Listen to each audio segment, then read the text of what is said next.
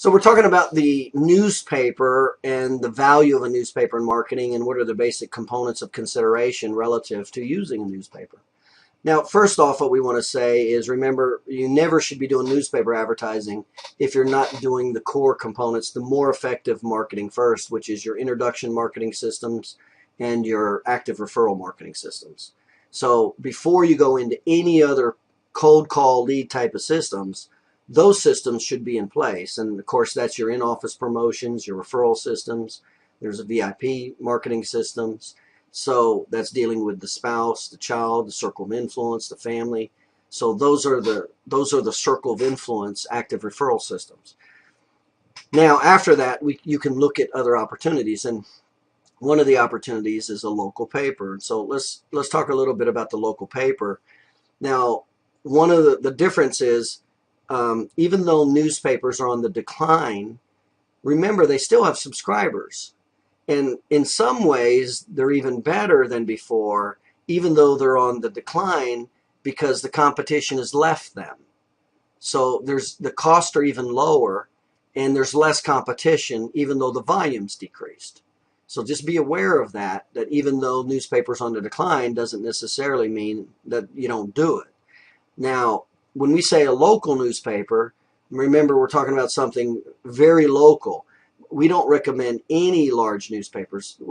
This has to be personal. The newspaper we're talking about is personal. It has personal stories in it. It's got the local high school stories. It's got the local scene.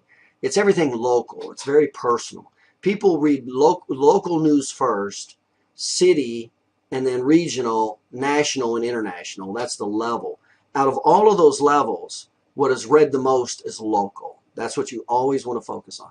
Now, sometimes some of the larger cities, and I'll give an example, whether it's like Dallas or Philadelphia or Tampa or Louisville or things like that, they have their big paper that goes to everybody. But what they have is called neighborhood sections. In other words, once a week or something like that, they will divide up the geographic radius because they know this. They know that people will pay more attention to the local news. And then they will divide up that newspaper into neighborhood sections. In other words, they're very confined geographic zones. So you need to find that out if you're in a big metropolitan area. Does it divide up into zones? Is that in your geographic zone? And do you have a local paper that covers just the local community events? Okay. So really when we talk about newspaper advertising, that's really what we're talking about is the local paper, not the metro area paper. Now, the different types of advertising, we'll talk about the different types of advertising, the placement, some types of marketing that's more effective versus least effective, and things of that nature. So when we talk about the frequency, when you get to newspapers, local newspapers, be aware there's a difference between subscribers and distribution. And they will try to confuse you. The reps will confuse you and try to tell you distribution numbers. Well, you want to know both, but what's more important is your subscription number, not your distribution number. Subscription numbers are actually the people that are paying to have that paper. Distribution is people that they're just giving it to, so that includes the payers and the freebies. Because typically newspapers will have the subscription, and then they'll also do a lot of coupon type stuff that goes in a distribution area. So be aware they're two different numbers, and the quality is different. A distribution area would be typically a lot more, like I said, a lot more junk mail, a lot of coupons and things like that, as opposed to the subscription paper, which will have a lot more content in it. So just be aware of the difference between distribution and you want to know these numbers. You want to know what the distribution is and what the subscription rate is. Now, you also need to know its radius of draw. Where is this newspaper going? So remember, you have to know your geographic radius of draw. So maybe only a part of that newspaper is relevant to you. Maybe that newspaper goes to 3 zip codes and your radius of draw is only 1 zip code. Well, that's very important to know because you don't want to waste your money in those 2 other zip codes that's outside of your radius of draw. And many times you can affect and limit to the newspaper to your radius of draw. More so with inserts and flyers and things like that. If it's actually printed in the paper like an advertisement, typically you cannot limit it to your radius of draw. Typically, once they put it in that paper, it goes to all 3 zip codes or all 2 or whatever. So do be aware of the zone, your geographic radius of zone in your newspaper. So find out the subscription levels, find out the distribution levels, and find out its geographic range. Where does it go? And they should have maps of this. And then you compare those maps to your geographic radius of draw, so you know when you do anything from a marketing standpoint that it overlaps in your radius of draw, and if it goes outside of your radius of draw, you don't want to do it. Or if you're tied to, it's in the paper, then it's a call of cost versus benefit ratio. So pay attention to that. And then the next number is, what day is it best to do any marketing on? Well, the best day to do marketing is, the worst days are typically a Monday or a Friday. And then typically a Sunday. If it comes out on a Sunday, it's rare that local papers actually come out on a Saturday or Sunday. That's pretty rare. And if they do, they're stuffed with coupons. And so you want to be careful, because a lot of times all those coupons are just literally taken by the hand and thrown away. So you don't want to be in with all that other stuff, so to speak. So Monday's not a good day. That's typically the sports day in a newspaper at the end of the week. A lot of sports news, weekend news is being caught up in. And then Friday, obviously, is a bad day because people are checking out.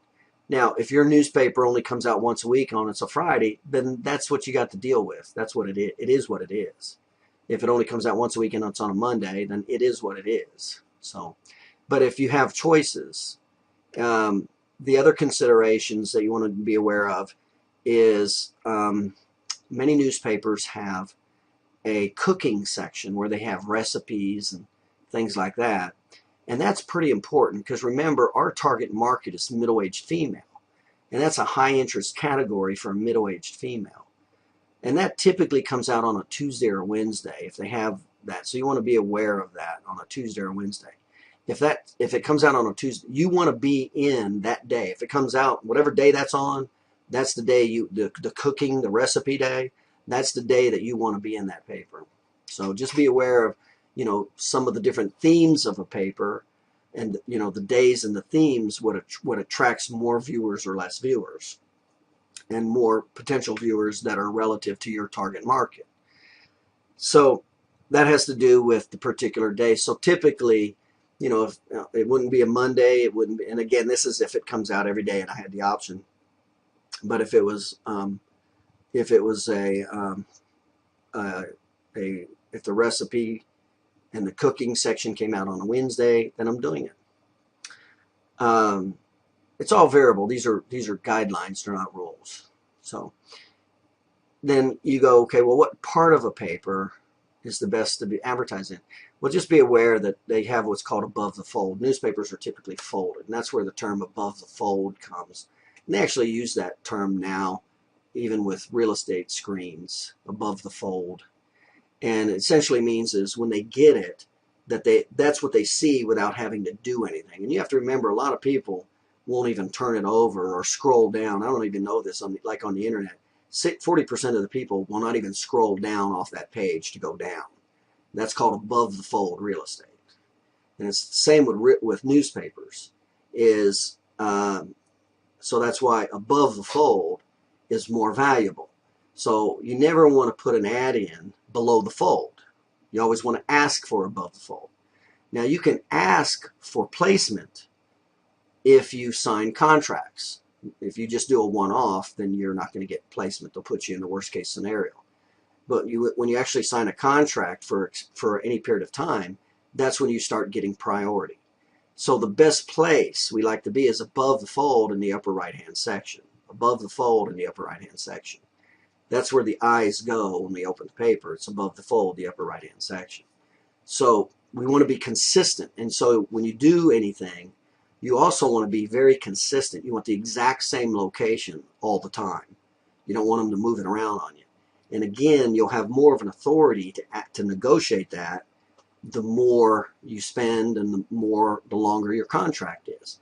But be aware to ask these things. Even if you don't, have a long contract or whatever, you still want to ask for them. So that's where we want to be, particularly if we're doing advertisements. And then the two most read sections of a newspaper, there's two areas that are the highest read section of a newspaper, and that's the weather section and the lottery numbers. The weather and the lottery numbers, that's the highest area that's read in the newspaper. And so many times, depending on where that's at, I'm going to ask to put my ad above the fold next to the weather in the upper right hand side. That's why I would do it like that. Okay, so that has to do with subscriptions versus distribution. It has to do with frequent, what days are better and why, what days are worse and why. Then it has to do with placement and why. And so let's go into some basic types of newspaper advertising. So there's about 6 different types of newspaper advertising that has seemed to work to some degree. One is just a typical ad, and the ad is what is called discount based. Remember, there's 5 reasons why people buy a product or service after there's a need, and the flat out headline of this is the discount. That's what it is. So a discount ad, and we talked before about how to create discounts, the meaning of a discount, things of that nature. So that's called a discount ad. The other component is what's called an advertorial. And these are pretty effective because they look like they're trust. They almost look like they're an article is what they look like. And it's really not. It looks like an article, but it's really an advertisement. They're called advertorials. They're pretty effective because they come across as they're trustworthy. Now, you just need to be aware that there's a lot of copywriting involved with that. So when you do an advertorial, you want to make sure that it's been copywritten properly when you do, if and when you do that. And then there's what's called the testimonial ad. And those are very effective because it's a high third-party trust category. And a lot of times what works really well is a testimonial ad with a discount offer, a trial offer. Those two work real well. Now, a couple components relative to a testimonial. A testimonial works best if it's somebody who your target market recognizes and gives authority to. So an example might be, if the mayor of the town was a patient of yours. Well, that's a well-known position. And would he be willing to give a testimonial and use his name and likeness in the paper? So that would be a great example of a testimonial that would have a much greater influence than if it was Joe Schmo, John Smith, who nobody knew, and it was no authoritative position. Now remember, it's either one of two categories. It's either they're known in the community, or the position they're in is known. It's an authority position, a judge, something of that nature. So you got to kind of look within your office, does this exist? One of the examples that I had is I had a pastor. The largest church in the county was in the little city where I was at. I was in a town of 3,000. That church had seats for 2,000. This pastor was really a dynamic pastor. I didn't go to church there, but he was really a dynamic pastor, and I could see why he attracted how he did. Well, the reason I knew that is he was a patient of mine. So he responded well, did well, appreciated what I did with him. And so I routinely got business from him. He was a pastor, so anytime somebody talked about back or neck pain, he wouldn't have any trouble saying, "Oh, my chiropractor is Dr. Paul." And then also it was known. It's kind of known who those people, where they shop at, and who they go to. So they're good sphere of influences. So you want to pay a lot of attention to the people in your office, and we've talked about this before, that we segment our patients up into 80, 17, 3%. And the 3% are the ones that give you the most referrals and that kind of thing. But you also want to pay a lot of attention to the authority figures in your office. Those are the influencers. So we want to use the influencers in our office. And it may be an influence within a category. In other words, let's say it's the school board, president of the school board. And so we may do a marketing to all the teachers in the school board and use the president of the school board as the testimonial discount offer. Say that person has a lot more weight in that category than for the steel mill workers. So I'm going to pay attention to this relative to a testimonial. So a core testimonial with Joe Schmo with no authority and that they don't know is okay. That's fine. But would I rather use somebody who's an authority figure within their category, and it's either a position or a name? Would I prefer, or in that category? Yes, that's who I'd prefer. So having said that, that's the testimonial, and that's kind of a classic. That's kind of a really classic one. You know, it's a picture of the person, testimonial, and then there's the offer. I mean, that's a really classic example. Now, the next one is what's called the insert flyer. In other words, you can pay the newspaper and they'll put inserts in. And one of the cheapest inserts is an 8.5 by 11. Remember, the bigger the size, the better. So what we'll do is put like an 8.5, 11 sheet in. And those work well because they're loose leaf. They're not in the paper. So there's a higher likelihood of seeing it because when you open the paper, it falls out. It's right there. There's more people that will see a loose leaf item in the paper than if it's actually an ad in the paper. And so I've had pretty good success with a loose leaf insert. And that's essentially what it is. And they charge, I'll go into the cost here in just a second, but that can be very beneficial. And then there's what's called the theme newsletters. And in the chiropractic industry, there's several types of people that will sell you a newsletter. And what you want to make sure you do is you want to make sure it's theme-based, number one, and number two, that it's gateway-based. So many times you have these newsletters that talk about subluxations and allergy, and it's got all these different topics in it: asthma, allergies, bedwetting, neck pain.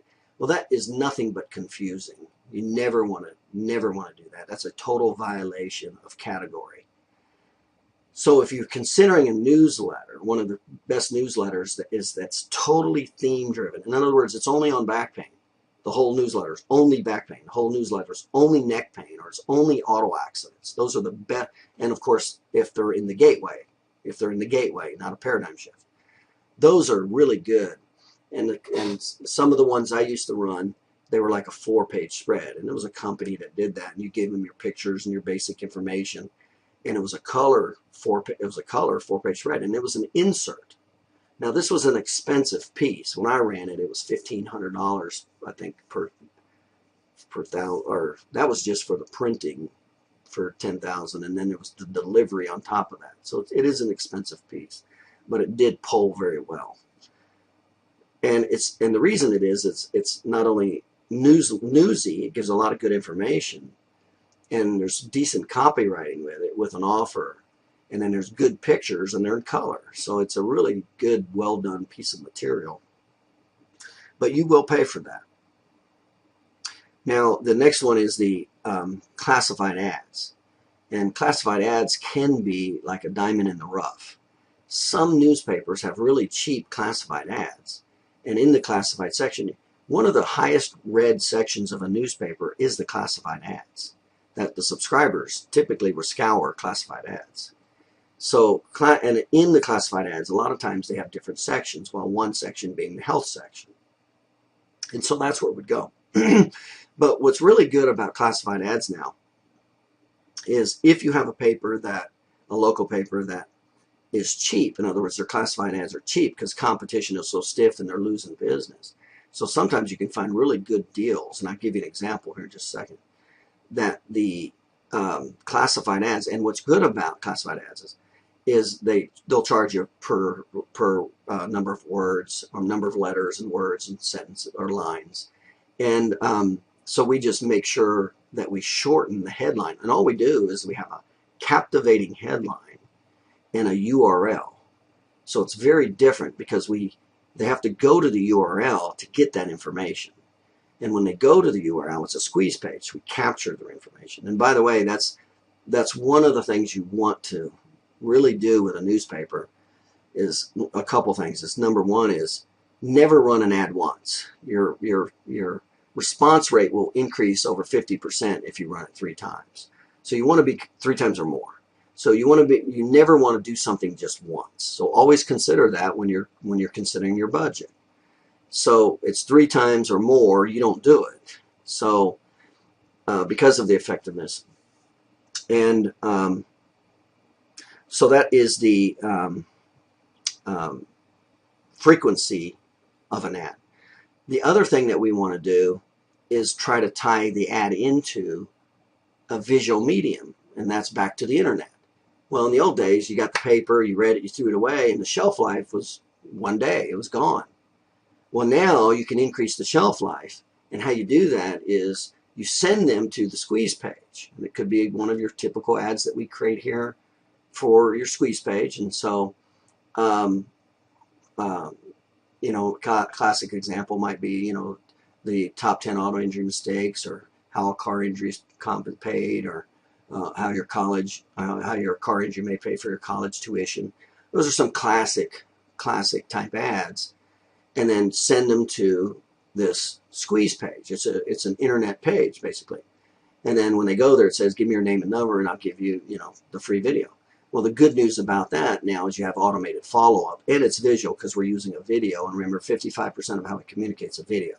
So we just took an ad in the paper and we magnified it. We put it on juice because we tied it to with an automated follow-up system, and we created a visual response to it also, a personal visual response. In other words, it was the doctor. So that significantly enhanced the newspaper ad is what it did. So that's how the classified ads, and I'll give you an example of payments for a second. Typically, when you look at a newspaper, they'll base it on, there's typically like 5 columns in a newspaper, depending on your newspaper, if it's a smaller one or larger one. And so they'll base it on per column inch is what they call it. So it's how many columns and how many inches. And so that's how they'll charge you. So if it's $10 per column inch and you want 2 columns, so it'd be $20. $10 for this column and $10 for that column, $20. So it's price per column inch is how they will divide it up. And so you want to be aware of price per column inch. And in the classified section, they'll base it on the number of letters or words or lines. So obviously we design the ad so it fits into a classified ad that's real brief and short and to the point and highly specific. So they're very specific chosen words, highly specific chosen words. So I'll give you 2 examples of a classified ad. I explained this to a couple doctors. Well, one doctor he's in a bigger town, and I think his cost, and these are rough numbers, I think it was $250 or $295 a month. It was once a month was what the ad was, and it was like close to $300. And then, and remember, I'm always going to consider a return on investment with this marketing. And then another doctor had, and remember, there's still the consideration of subscribers, you know, how many people is this going to come in front of also, and that are within my geographic radius of draw. So those are important factors. So the other doctor I had, it was only, I think it was $20 a week. I think that's what it was $20 a week for a classified ad. Well, here's how you look at the math is you go, okay, now this was for a personal injury case, and if you average, say, $3,000 for a personal injury case, and he's at $20, how many weeks can he do that ad and not get a patient before, you know, he doesn't break even? Well, 20 into 3,000. So he can, you know, 20 in 52 weeks, 2 times 5 is 10. That's 1,000. So he can have that ad in there over 3 years. And what's the likelihood of that ad being there every week for 3 years and not getting any business from it? That's pretty slim. So that was like a slam dunk. As a matter of fact, I told him I'd probably have 2 or 3 totally different themed ads just because the efficiencies were just that good for, you know, the money versus the return on investment. But the doctor who was at close to $300, that was $3,600 for the year. That's still worth possibly trying, and it would depend on your budget. But are there probably other things that I would do with $300 a month before I did that? The short answer is heck yeah. And real quickly, what easily comes to mind is pay-per-click. I can be in front of a heck of a lot more target audience and a greater volume with $300 than that newspaper will ever touch. So it's not just the ratio of that paper, but how does it relate to the big picture of all my marketing vehicles? So it might not even be in the picture because I've got so many other things that is where I should spend my time and money for effectiveness prior to that. Or in that one doctor's particular position, $20 a week, I'm like, yeah, that's a no-brainer. We definitely need to do that. So these are the considerations and factors with the newspaper. And obviously, as I talked about before, one of the best things you can do is have an article written about you. So anytime you're doing an in-office promotion, it's a great time to contact that little local paper. And remember, they're always looking for stories, local stories, always.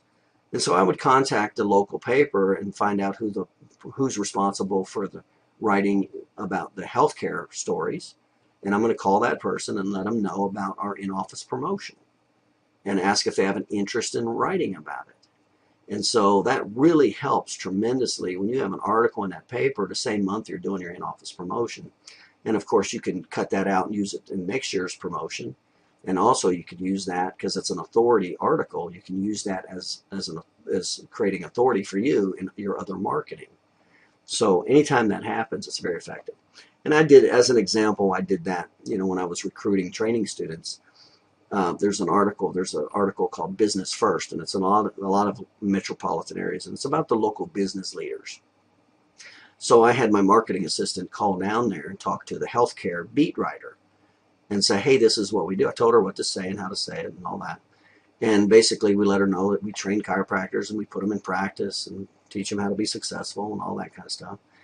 And the reason I did it was to create an article. And the reason I wanted that article created is because it was a high third-party trust. I mean, business to be in an article, be written up in Business First was a big deal. And so when my staff contacted him, he thought it was a really interesting what was going on.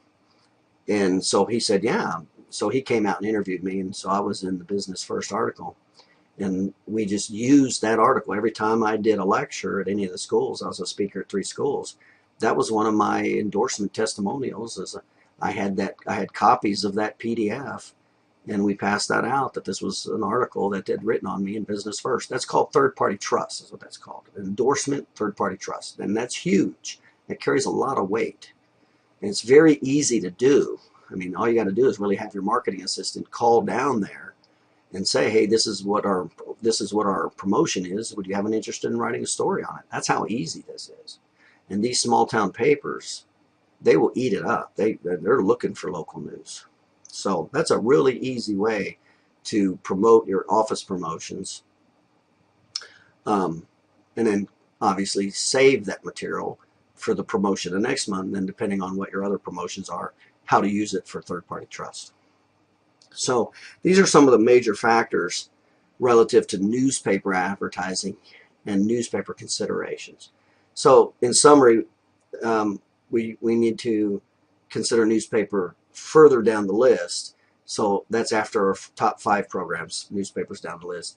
And then I covered how newspaper can be supplemental and how it can work for you.